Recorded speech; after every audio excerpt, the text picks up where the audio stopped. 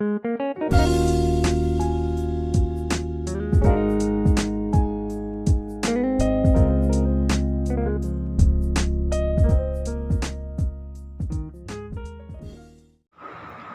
का मेरा प्यार भरा नमस्कार। हम प्रेमचंद जी की कहानी सुजान भगत देख रहे हैं। अब तक इस कहानी में देखा सुजान जो एक किसान है, अपनी कड़ी मेहनत से गांव में धन संपत्ति और मान सम्मान प्राप्त कर लेता है और उसका मन कहता है अब बस मैंने तो अपनी ज़िंदगी में बहुत काम कर लिया, बहुत कमा भी लिया, अब और नहीं। वह पूर्णता भगवान की भक्ति में, दान धर्म करने में ही अपना पूरा जीवन बिताने लगा। वह भगवान का अनन्य भक्त बन जाता है। गरीबों की सेवा करना, दान देना, गांव के लिए भी एक पक्का कुआं बनवाता है। इन सभी कारणों की वजह से सुजान का गांव में मान सम्मान बढ़ता है। हर कोई उसे गांव का नायक, हीरो मानता है। सभी उसे देखते ही अपना सिर उसके सामने झुका देते हैं। इतनी इज्जत, इतना मान सम्मान शायद ही गांव में किसी ने प्राप्त किया होगा। ऐसे ही दिन बीतते जाते हैं।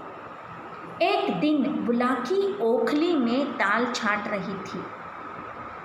एक भिखमंगा यानी भिखारी द्वार पर आकर चिल्लाने लगा, माई भगवान के नाम पर कुछ दे दे, अल्लाह के नाम पर कुछ दे दे। सुजान के 2 बेटे हैं। उतने में बड़ा बेटा आकर बोला, अम्मा एक महात्मा द्वार पर खड़े गला फाड़ रहा है। गला फाड़ना, ज़ोर से चिल्लाना, कुछ दे दो अर्थात भीख में कुछ दो, नहीं तो उनका रोया दुखी हो जाएगा। उनका रोया दुखी होना मुहावरा है अर्थात कष्ट होना। भोला अम्मा से कहता है, अम्मा उसे कुछ भीख दो।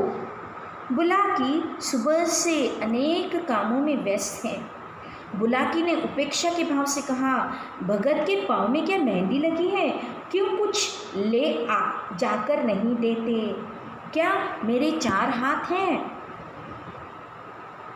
दिन भर तो तांता लगा रहता है। दिन भर तांता लगा रहना, भीड़ होना यानी भिखारियों की। हाँ, सुजान के घर में कोई खाली हाथ नहीं जाता, यानी सुजान गांव का दानवीर कर्ण है। बुलाकी कहती, भगत से कहो जो खाली बैठे हैं, भिखारी को कुछ भीख दे। मैं तो घर के काम में बहुत व्यस्त हूँ। घर का खाना बनाना, मेहमान नवाजी करना, खेतों का काम देखना, चक्की पीसना आदि काम में तो मेरा दिन कैसे निकल जाता है। ऊपर से ये भिखारी।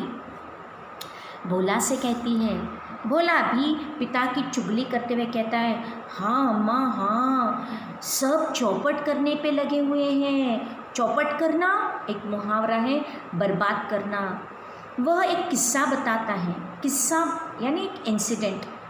यहाँ हम सभी जानते हैं कि सुजान ने खेतों में काम करना छोड़ दिया है।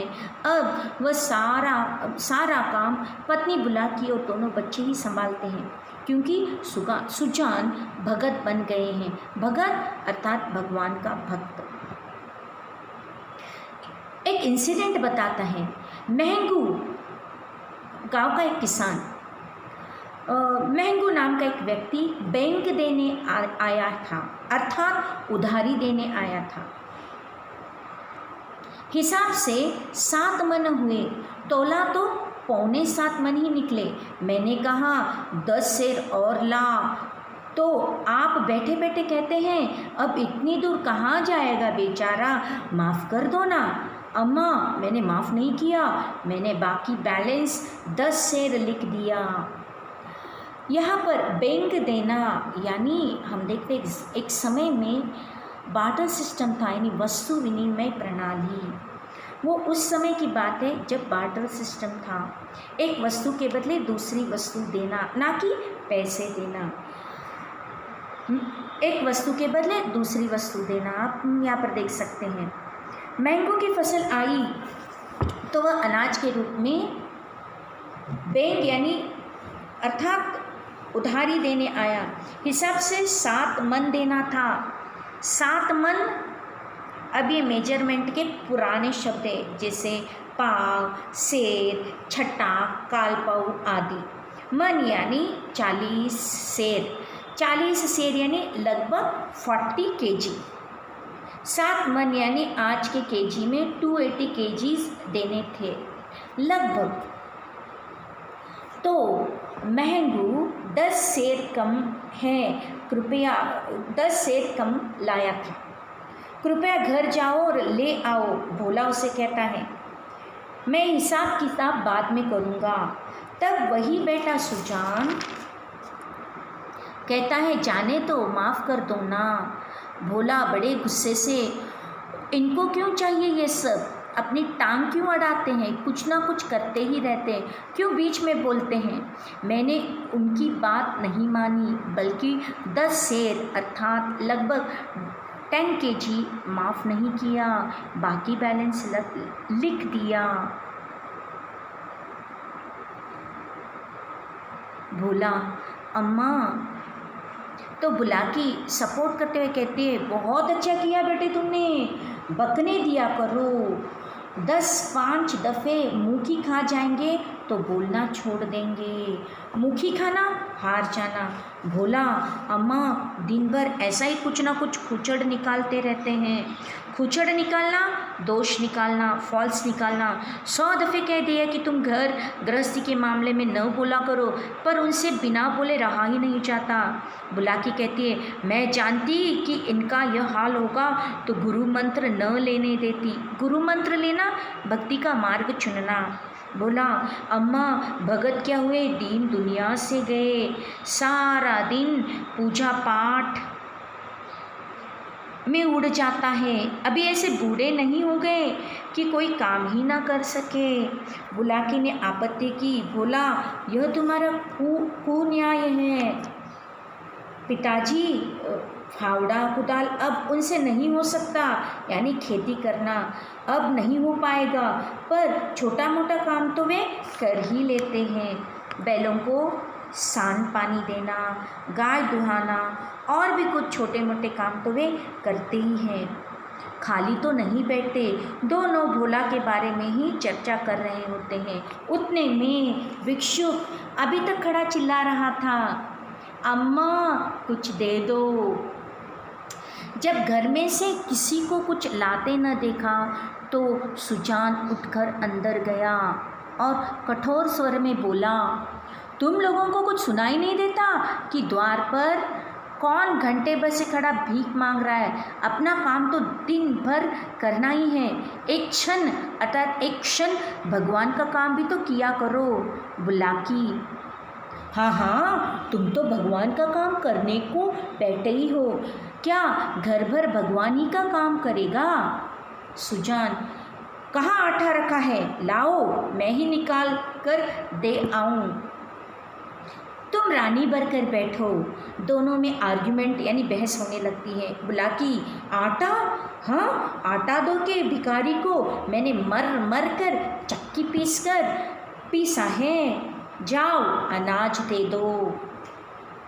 ऐसे भिखमंगों के लिए पहर रात यानी अर्ली मॉर्निंग उठकर चक्की नहीं चलाती हूँ। सुजान भंडार घर में गए।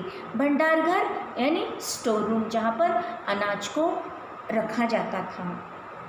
एक छोटी सी छबड़ी ली, छोटी सी छबड़ी यानी टोकरी, छबड़ी पर जौ लिया, जौ यानी बार्ली। छबड़ी में जौ सेर भर था यानी लगभग 1 kg तक।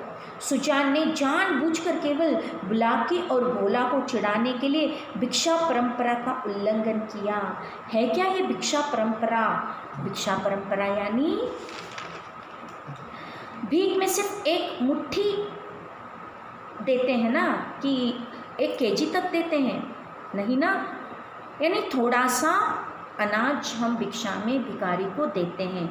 लेकिन सुजान ने तो छबड़ी भरकर जौ ले लिया है, यानी लगभग 1 kg तक। सुजान कि पत्नी और बेटे के सामने छबड़ी को ऐसे पकड़ कर ले जाता है मानो उसमें बहुत सारा अनाज है, और छबड़ी में इतना सारा अनाज देख बेटा बोला अचानक सुजान को रोक देता है और छबड़ी उनके हाथ से छीन लेता है और त्योरिया बदल कर बोला, सेंध का माल नहीं है जो लुटाने चले हो। छाती फाड़ फाड़ कर काम करते हैं, तब दाना अर्थात अनाज घर में आता है। सुजान ने खिसिया कर कहा, मैं भी तो बैठा नहीं रहता।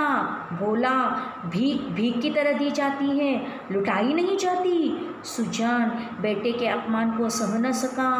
भिखारी अभी भी चिल्ला रहा था, माई भगवान के नाम पे कुछ दे दो, बाबा भगवान के नाम पे कुछ दे दो। इस सब में 1 घंटा चला गया। भिखारी अभी भी खड़ा था। क्यों?